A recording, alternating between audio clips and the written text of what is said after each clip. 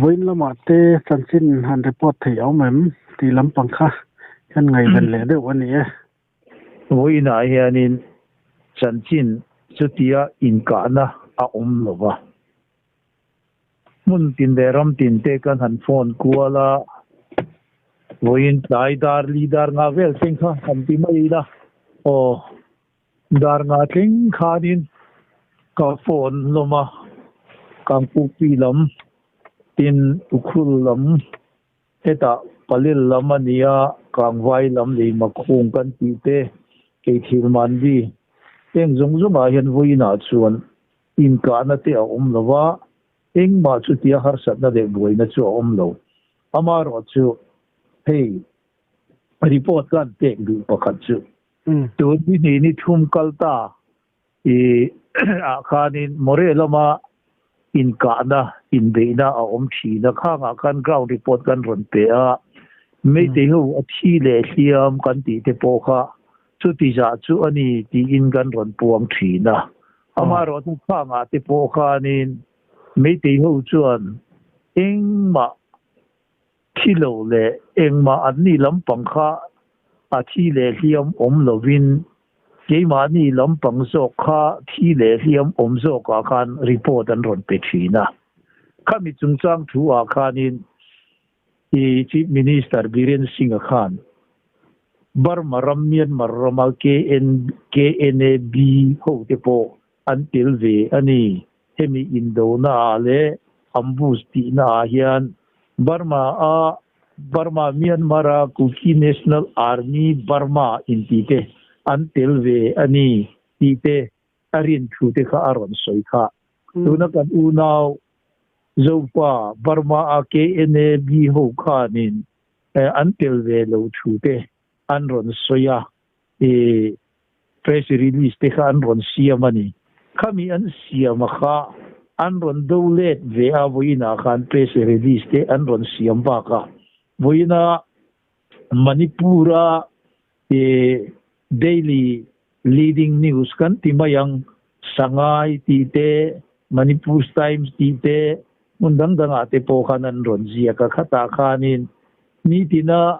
athi le liam kan ti te kha voin lama chon dik takin an ron zia chua ka khamin na khan chutamin ambus na a chuan security force te le police commando te chumi pariat an hiama chung te jinga chuanin police commando mi panga le central force te po mi pathum vel an hiam ti te khatigan an ron ziak chhozela ani tina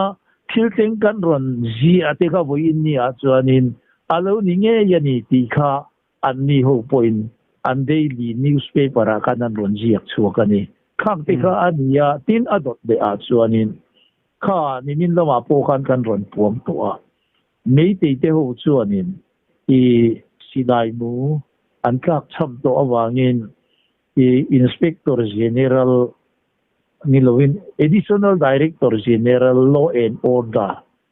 police ne na kan silai mu tuna AK-47 te tin 7.62 mm te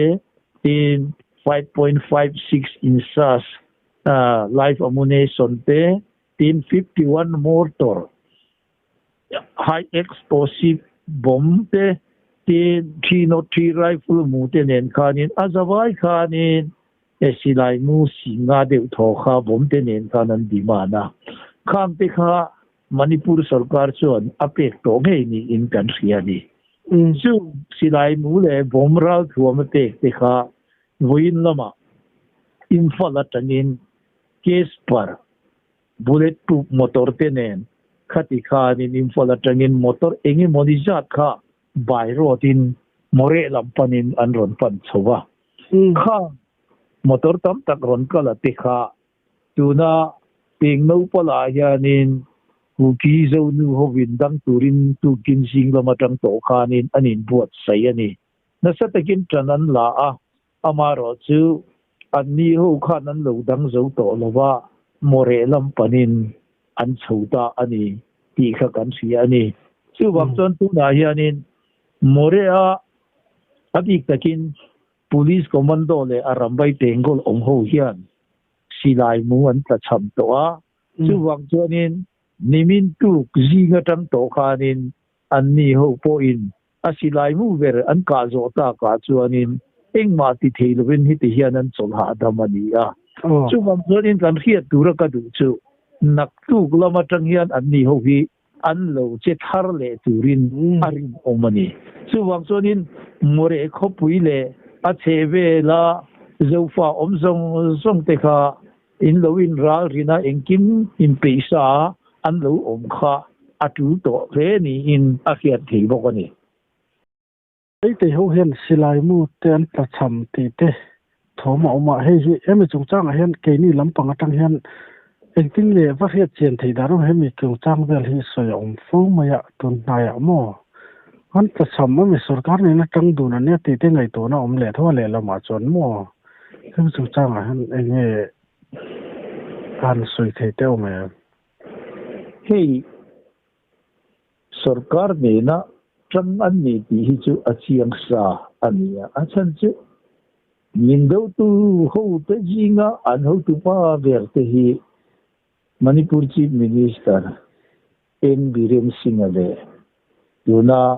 MP nilai li sim basana jawba an ti te hi an ni maya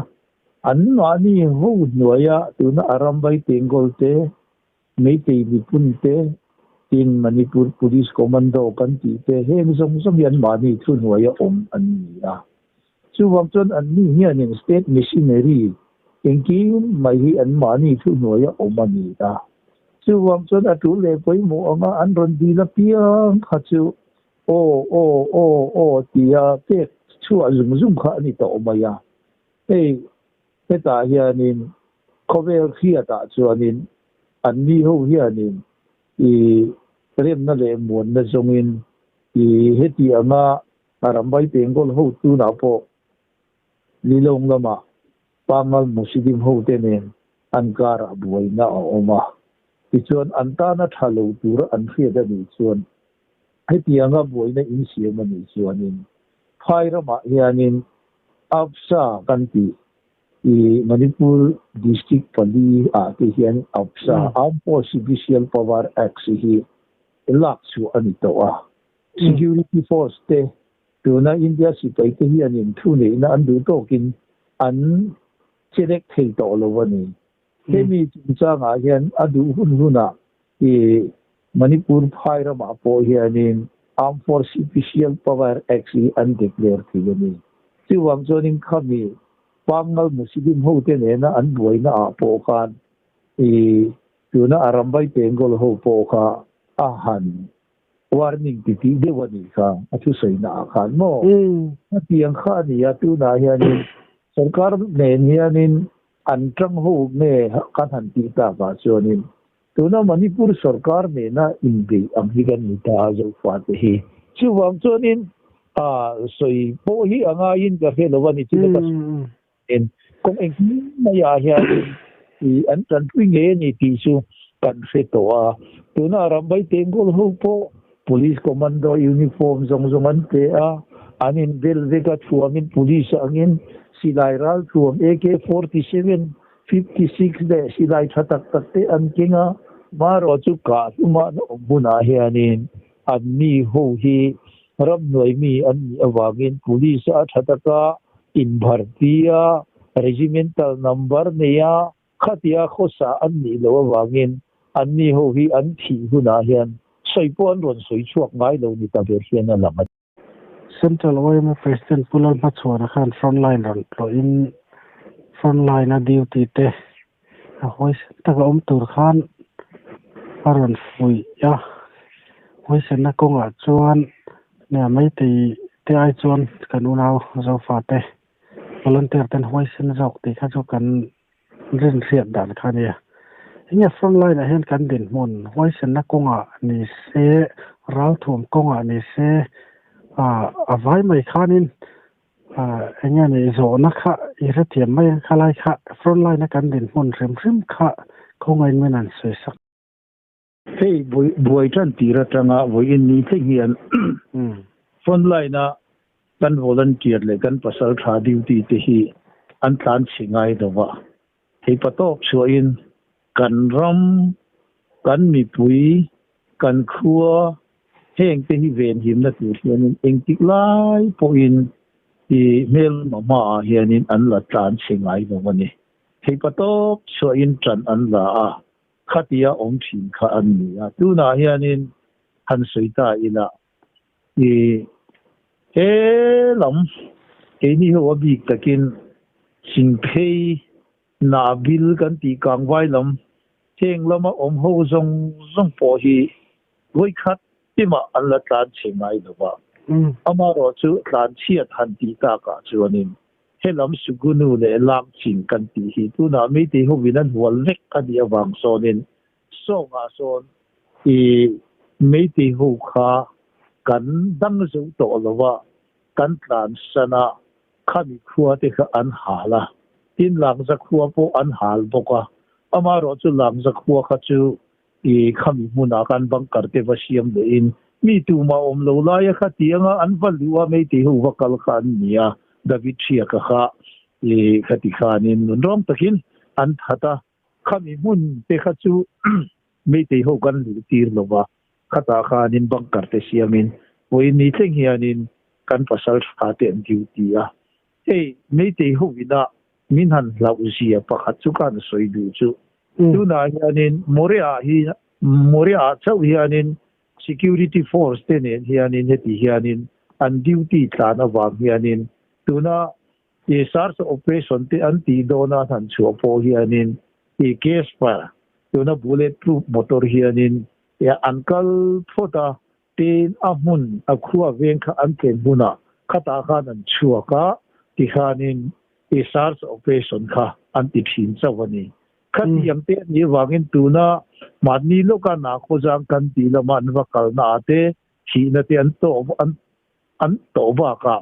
kang chu kang la ba khanin an ba chho le po khanin mi za som na rualan wa kala khata khan ke ni lam kan volunteer te khan ni tampo an ni lo som ni panga vel chawan nia kan pasal tha te kha khang te ne na nin be po khan khati khan bakle gin an khan chele ani tin helam